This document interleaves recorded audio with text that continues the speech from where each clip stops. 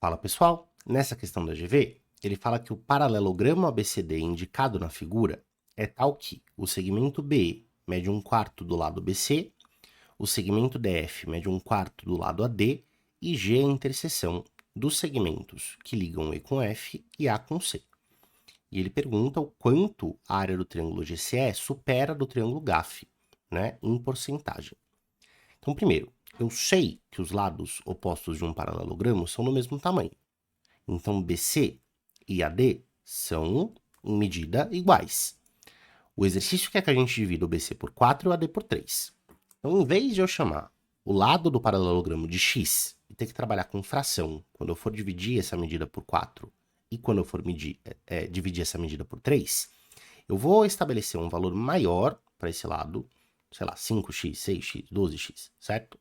De modo que, quando eu fizer essas divisões, eu consiga encontrar valores inteiros para cada um desses segmentos.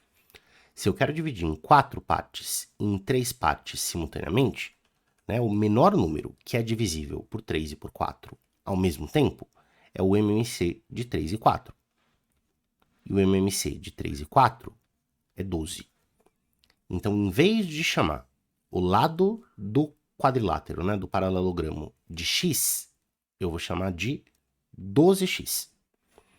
Então, quando eu precisar calcular o comprimento de BE, que é BC sobre 4, 12x dividido por 4 dá 3x. Esse segmento vai ser 3x, como tudo é 12x, esse pedaço vai ser 9x. E quando eu penso aqui embaixo, de novo, o segmento todo mede 12x, porque os lados opostos de um paralelogramo são do mesmo tamanho, né? O enunciado me diz que DF é 1/3 da medida total, 1/3 fica 4. E se o segmento todo mede 12, então esse pedaço da esquerda mede 8. Além disso, né, eu sei que os lados opostos do paralelogramo são paralelos. Se eu enxergar, né, esses dois segmentos paralelos e enxergar a diagonal como sendo uma transversal, você vai perceber que a gente forma aquele famoso Z do Zorro aqui no meio, né? Então tem, ó, paralela, transversal e paralela. E a gente sabe que nas quinas desse Z do Zorro, os ângulos são iguais.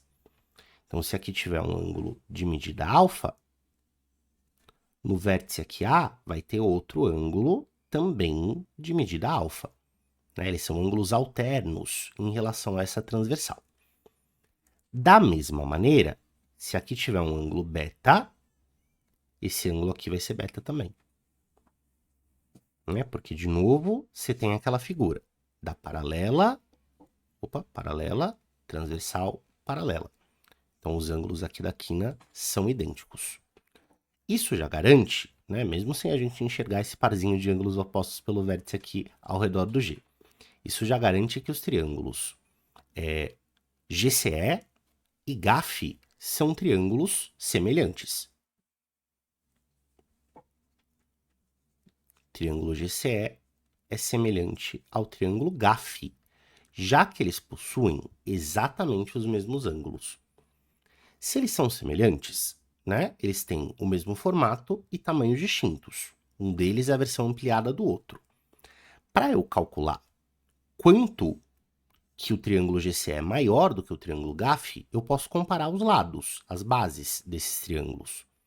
Então, eu vou procurar a razão de semelhança, que é o casinho, que me diz o quanto um triângulo é maior do que o outro, e eu vou chegar nessa medida dividindo a base do triângulo GCE pela base do triângulo GAF. Naturalmente, esse x corta, e eu descubro que o casinho é 9/8. 9/8, pessoal, é a razão entre comprimentos desses triângulos. E o exercício pede para a gente comparar as áreas. O casinho pode ser usado para comparar as áreas, desde que você primeiro eleve ele ao quadrado, né? Então, 9/8 ao quadrado vai ser 81/64.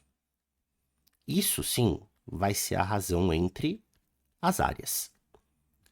Então, os comprimentos do triângulo GCE, estou fazendo essa comparação sobre essa, né? Então, triângulo GCE em cima, triângulo GAF embaixo. Os comprimentos do triângulo GCE são 9/8 do triângulo GAF.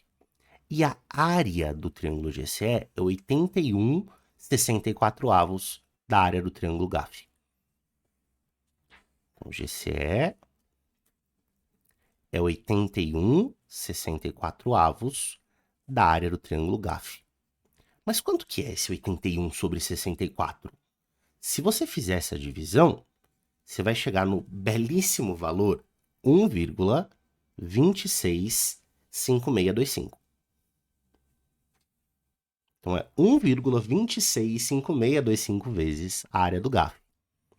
E esse número pode ser escrito em formato de porcentagem, né? Para você passar de decimal para porcentagem, é só avançar essa vírgula 2 casas. Então, também dá para a gente escrever que a área do GCE é 126,5625% da área do triângulo GAF.